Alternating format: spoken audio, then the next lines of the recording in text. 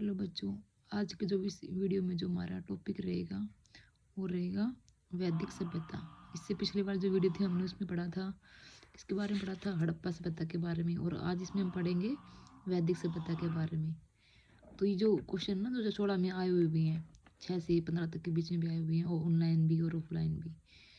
देखो जो ऑनलाइन जो आया हुआ है क्वेश्चन, कौन सा वेद धार्मिक के अनुष्ठानों से संबंध रखता है? तो कौन सा? यजुर्वेद लगता है। ठीक है, जिसमें अनुष्ठान वगैरह होता है ना, धार्मिक वगैरह जो भी होता है यजुर्वेद में।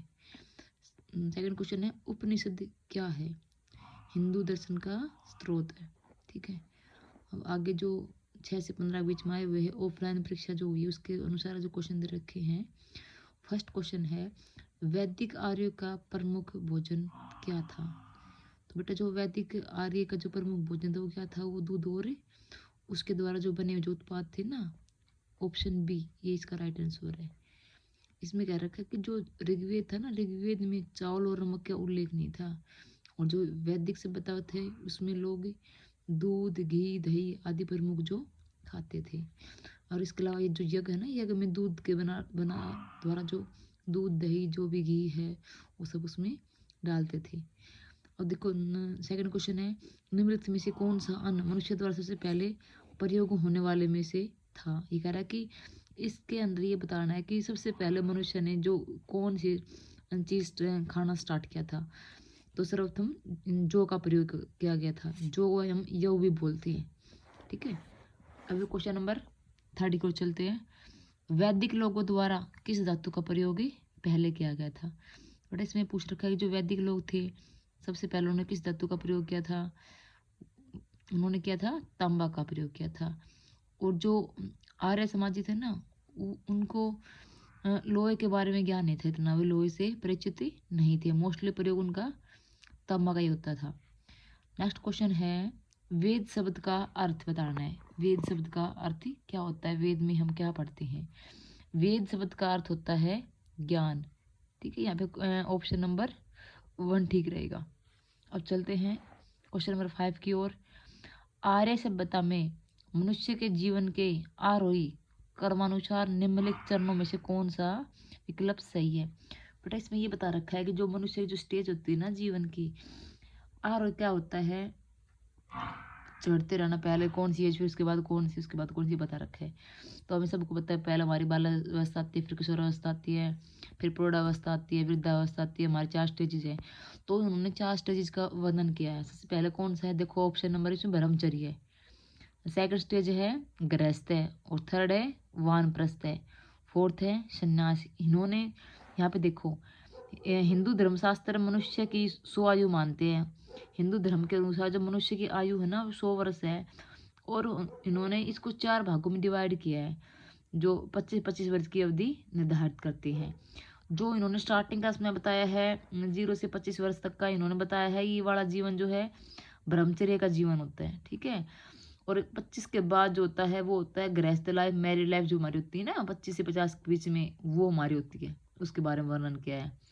थर्ड है वानप्रस्थ के लिए, उन्होंने 50 से 75 वर्ष की आयु बताई है। ठीक है, और जो सबसे लास्ट वाला होता है वो हमारा 75 से 100 वर्ष तक का होता है। इसमें इन्होंने इन चारों स्टेजेस का वर्णन किया है सीक्वेंस वाइज, ये आपको अच्छे से याद कर लेना। अब नेक्स्ट है, आर्य आर्य पूर्व के साथ अपने संघर्षों में सफल रहे हैं क्योंकि। ऑप्शन देखो इन्होंने क्या दे रखा है, ऑप्शन नंबर डी है इसका, उन्होंने घोड़ों द्वारा चलाए जा रहे रथों का प्रयोग किया था। यहाँ पे देखो एक्सप्लेन कर रखा है, आर्य पूर्व के साथ संघर्षों में सफल रहे क्योंकि इसका प्रमुख कारण उन्होंने घोड़ों द्वारा चलाए जा रहे रथों का प्रयोग किया था। ये कह रहा है कि वो लोग किस लिए सफल रहे हैं, क्योंकि उनके पास ही घोड़े थे और जिससे वो क्या करते थे, रथ वगैरह चलाते थे। नेक्स्ट क्वेश्चन है, आरंभिक वैदिक काल में वर्ण व्यवस्था आधारित थी।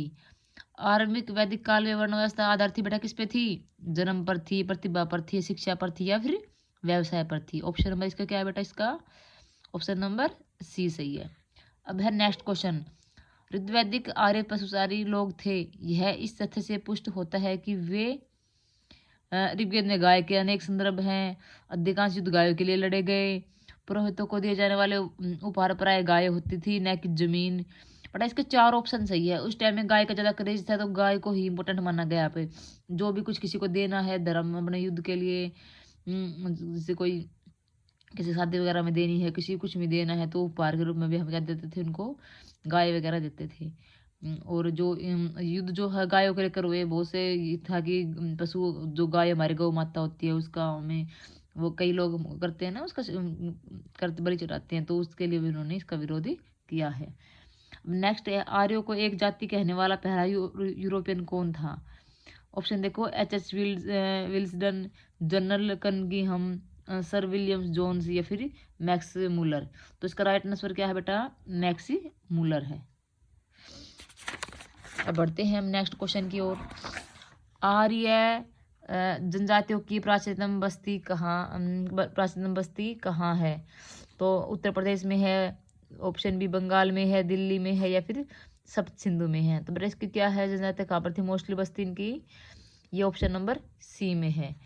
निम्नलिखित में से कौन सी जनजातीय सभा सामान्य रूप से जनजातीय सरदार मुखिया के चुनाव में शामिल होती थी? बेटा समिति, सभा, विधाता, गण, इसको बोलते थे हम समिति। और गिनती समिति का 9 बार उल्लेख किया गया है। समिति को विश्व अथवा जनसाधारण की आवाज बोलने वाली कहा गया है। अब क्वेश्चन है 12। वैद्य क्योंकि में राजा अपनी जनता से जो कर वसूल करते थे उसको क्या कहते थे? विदत, कर, वर्मन या बलि। जो राजा अपनी प्रजा से जो जनता थी ना उससे जो कर लेते थे उसको बोलते थे बलि। ठीक है। नेक्स्ट क्वेश्चन है, प्रसिद्ध गायत्री मंत्र कहाँ से लिया गया है? ये आपका वेरी इंपॉर्टेंट क्वेश्चन बेटा, ये हर एग्जाम में आता है, मोस्टली 10th में भी आता है, 9th में भी आता है। आप जिस भी लेवल पे जाओगे ना ये क्वेश्चन आपको स्टार्टिंग से हर जगह मिल जाएगा, तो इसको अच्छे से क्लियर कर लेना। प्रसिद्ध गायत्री मंत्र ऋग्वेद के 3 मंडल से लिया गया है। यह मंत्र सूर्य देवता को समर्पित है। ठीक है। वैसे अब सबसे पहले हमारा वेद क्या है, इसके बारे में, वेद कितने प्रकार के होते हैं? वेद हमारे 4 हैं, चारों के नाम याद होना चाहिए आपको। फिर ये होना चाहिए कि कौन से वेद में किसके बारे में बात की गई है। यजुर्वेद में क्या पढ़ते हैं, ऋग्वेद में क्या पढ़ते हैं, अर्थवेद में क्या पढ़ेंगे, सोमवेद में क्या। और सबसे पुराना इन 4 वेदों में से कौन सा बेटा? ऋग्वेद है। ठीक है। अब आपके 2 क्वेश्चन और बचते हैं, इसी में पूरा कर देते हैं इस वीडियो में। भारतीय प्रतीक पर उत्कीर्ण सत्यमेव जयते लिया गया है। ये क्वेश्चन भी वेरी इंपॉर्टेंट है, ये बहुत सारे क्वेश्चन पेपरों में देखा गया, मिल जाता है। इसका जो हमारा सत्यमेव जयते है वो मुंडकोपनिषद से लिया गया है। ठीक है।